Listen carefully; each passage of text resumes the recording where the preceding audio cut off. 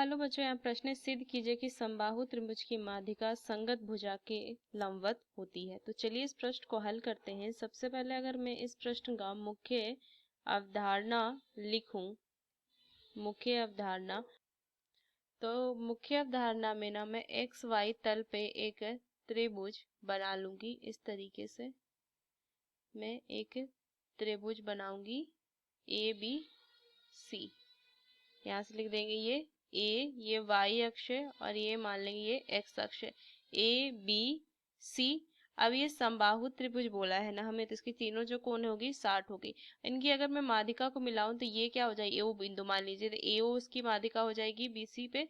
फिर यहाँ से देखिए एक में माध्यिका जो हो जाएगी ये यहाँ पे नाम दे देंगे डी ए सी पे, और एक माध्यिका जो हो जाएगी सी से। इस तरीके से अगर मैं देख लूं तो ये हो जाएगा यहाँ से मेरा ई, यहाँ से ये नाम दे दिए। अब ये चारों जो तीनों जो कोण होगी वो 60 डिग्री के कोण होगी, क्योंकि समबाहु त्रिभुज है, तो ये मैं लिख सकती हूँ 60 ये डिग्री का कोण होगा। अब यहाँ से अगर मैं मुख्य अवधारणा में लिखूं कि रेखा की प्रवणता अगर मैं ज्ञात करूं तो कैसे ज्ञात कर सकते हैं, एम से लिखते ही होता है। अगर दो रेखा दे, दोनों के निर्देशांक दिए होंगे, दो बिंदु के निर्देशांक दिए होंगे, उनके अगर मुझसे, तो m बराबर क्या हो जाएगा, यहाँ से लिखेंगे y2 माइनस में y1 बटा में x2 माइनस में x1। ये जो होते हैं वो बिंदुओं के निर्देशांक होते हैं जो उस रेखा पे होती है। अब यहाँ से अगर मैं देखूं कि अगर कोई रेखा है ए बी और उसका जो प्रवणता है गुना में एक और रेखा, उसकी प्रवणता ए सी, मतलब कि एम ए सी, दो रेखा है ए बी और ए सी, इनकी प्रवणता का जो गुणन है वो -1 के बराबर आया। इसका मतलब हम कह सकते हैं ए बी जो होगा वो ए सी पे लंबवत होगा। तो चलिए ये चीजें हमें ध्यान में रखते हुए इस प्रश्न को हल करते हैं। तो ये ए बी सी जो है वो क्या है, समबाहु त्रिभुज है, समबाहु त्रिभुज है। तो माना जो बीसी है ना उसको हमने 2K मान लिया, ये 2K है।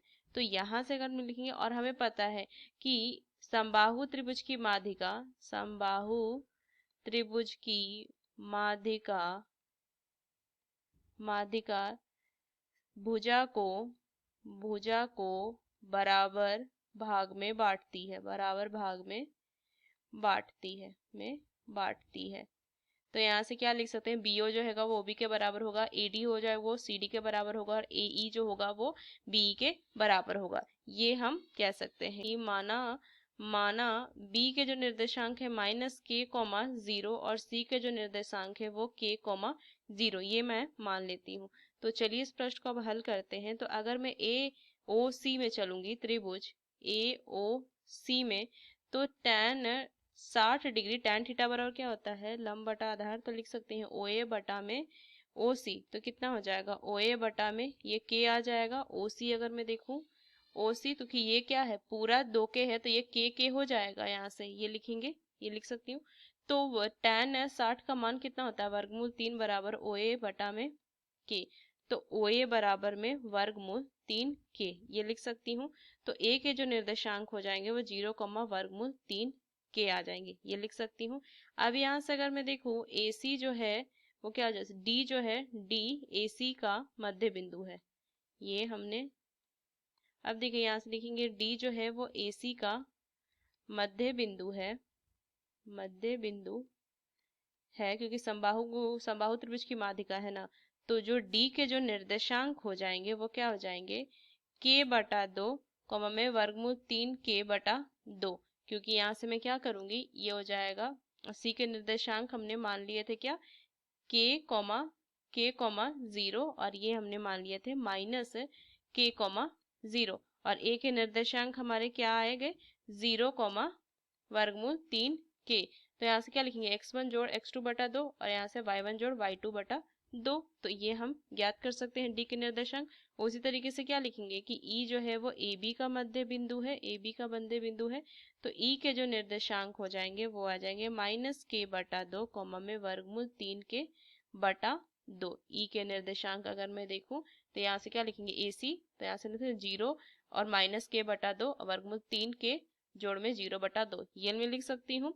उस तरीके से हम यहाँ से क्या लिखेंगे कि O जो हो जाएगा वो जो होगा वो BC का मध्य बिंदु है, BC का मध्य बिंदु। तो इसको तो मैंने क्या माना था, मूल बिंदु 0, 0, ये लिखेंगे। अब देखिए यहाँ से अगर मैं BD का प्रवणता जो ज्ञात करूं तो यहाँ से क्या लिखेंगे कि MBD, तो क्या हो जाएगा y2 माइनस में y1 बटा में x2 माइनस में x1। तो BD के लिए यहाँ से देखिए वर्गमूल 3 के बटा 2 माइनस में 0 बटा में नीचे क्या हो जाएगा के बटा 2 जोड़ में k। तो यहाँ से मैं लिख सकती हूँ वर्गमूल 3 के बटा 2 और गुना में 2 बटा में कितना हो जाएगा 3 के। तो 2 से 2 जाएगा, k से k जाएगा, इसको मैं लिख सकती हूँ 1 बटा वर्गमूल 3। ये मैंने लिख लिया। अब मैं यहाँ से ज्ञात करूंगी AC का प्रवणता, AC की प्रवणता। तो ये अगर मैं मान देखूं तो यहाँ से लिखेंगे AC के लिए क्या हो जाएगा, लिखेंगे 0 माइनस 1 क्या हो जाएगा वर्गमूल 3 के बटा में, यहाँ से अगर मैं देखूं फिर के माइनस में वर्गमूल सॉरी 0 के माइनस में 0, ये 0 आ जाएगा। तो ये माइनस में वर्गमूल 3 के बटा में नीचे क्या हो जाएगा के, तो के से काटेंगे माइनस में वर्गमूल 3 आ जाएगा। अब यहाँ से अगर मैं देखूं तो यहाँ से लिख सकते हैं इन दोनों को अगर मैं गुना करूं तो देखिए क्या मान आ रहा है, ये हो जाएगा 1 बटा वर्गमूल 3 गुना में माइनस में वर्गमूल 3, तो -1 आया। इसका मतलब मैं क्या कह सकती हूँ, तो यहाँ से क्या लिख सकते हैं कि BD जो होगा वो लंबवत होगा AC का। ये हम यहाँ से लिख सकते हैं। तो एक बादिका क्या हो गई, लंबवत हो गई। करूंगी CE, तो देखिए यहाँ से मैं क्या लिखूंगी, मूल 3 के बटा 2 माइनस में y1 0 बटा में x2, तो माइनस के बटा 2 माइनस में k। तो ऊपर तो वर्गमूल 3 के बटा 2 आ जाएगा और नीचे क्या आ जाएगा माइनस में, देखिए यहाँ से लिखेंगे माइनस में k माइनस में 2 के बटा में 2, ये मैं लिख सकती हूँ। तो ये 2 से 2 काटिए, कितना हो जाएगा वर्गमूल 3 के बटा में माइनस में वर्गमूल 3 के। तो यहाँ से मैं लिख सकती हूँ माइनस में 1 बटा वर्गमूल 3, ये CE के क्या आ जाएंगे, ये यहाँ पे प्रवणता आ जाएगी। अब मैं यहाँ से ज्ञात कर लूंगी क्या AB की प्रवणता। तो यहाँ से लिखेंगे AB की प्रवणता, AB की प्रवणता, तो ये कितना हो जाएगा माइनस में सॉरी यहाँ से हो जाएगा 0 माइनस वर्गमूल 3 के बटा में माइनस के माइनस में 0, ये लिखूंगी। तो माइनस में वर्गमूल 3 के बटा में माइनस में के, माइनस से माइनस जाएगा और ये के से के जाएगा, तो वर्गमूल 3। अब अगर मैं इन दोनों को गुना कर दूं, इन दोनों को गुना कर दूंगी तो मान कितना आ जाएगा, देखिए माइनस में 1 बटा वर्गमूल 3 गुना में वर्गमूल 3, तो -1 आया। मतलब क्या कह सकती हूँ मैं कि ये जो CE जो होगा तो यहाँ से मैं क्या लिख सकती हूँ कि CE जो होगा वो AB पे लंबवत होगा। अब यहाँ से अगर मैं AO की प्रवणता ज्ञात करूँ तो ये क्या हो जाएगा 0 में, क्योंकि O जो है वो क्या है मूल बिंदु है, तो O माइनस में 0 माइनस में वर्गमूल 3 के बटा में 0 माइनस 0, तो ये तो क्या हो जाएगा अनंत आ जाएगा, यहाँ से इन्फिनिटी आ जाएगा। अगर ये इन्फिनिटी आ गया इसका मतलब यहाँ से कि प्रवणता इन्फिनिटी आई है, अनंत आई है, तो ये जो है वो y अक्ष पर होगा। ये जो रेखा है वो y अक्ष पर AO जो होगी वो दो बिंदु जो y अक्ष पे होगी। BC के लिए तो ये क्या हो जाएगी, यहाँ से देखेंगे ये तो क्या हो जाएगा 0 माइनस 0 हो जाएगा और बटा में क्या हो जाएगा k और माइनस माइनस प्लस, तो यहाँ से ये पूरा 0 आ गया। मतलब कि क्या है ये x अक्ष पे है।